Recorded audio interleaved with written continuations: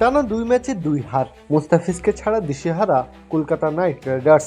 বোলাররা run আটকাতে পারছেন না, ব্যাটারদের রসায়ন ঠিকঠাক জমছে না, এমন কেকেআরকে নিয়ে বড় স্বপ্ন দেখা যায় না। এদিন টসে হারলেও ব্যাট করতে নেমে সানরাইজার্স হায়দ্রাবাদের শুরুটা হয় দুর্দান্ত। অভিষেক শর্মা আর ট্রাভিস হেড শুরু থেকেই আক্রমণাত্মক ব্যাটিং উপহার দেন, তবে 50-র কাছে গিয়েও আক্ষেপে পুড়েছেন দুজনেই। এরপর নিয়মিত উইকেট হারালেও ঈশান কিষানের দলে রান করতে কষ্ট হয়নি বেশি। হেনরি ক্লাসেনের 50 আর নীতিশ রেড্ডির 39-এ ভর করে তাদের ইনিংস শেষ হয় 226 রানে। কলকাতার ব্লেসিং মুজরাবানি নেন 4টি উইকেট। বিশাল লক্ষ্য মাথায় নিয়ে নামার পর বেশ ঝড় শুরু করেন ফিন অ্যালেন। রান আউটের ফাঁদে পড়ে অঙ্কুশ রঘুবংশী 52 রান করলেও অন্য প্রান্ত থেকে আর কেউ দলের ভার মাথায় নিতে পারেননি।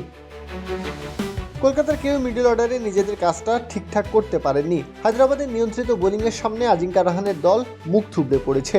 16 ওভারে অল আউট হওয়ার আগে কেকেআরের বোর্ডে জমা হয়েছিল মাত্র 161 রান। ব্যাটিং বোলিং সব জায়গা মিলিয়ে ফুল মার্কস তুলেছে সানরাইজার্স হায়দ্রাবাদ। এই জায়গাতেই ব্যর্থ হয়েছে কলকাতা। ব্যাটে বলে ধূসর দিন কাটিয়ে হারতে হয়েছে 65 রানের ব্যবধানে। প্রত্যহ কাব্য, খেলা 71।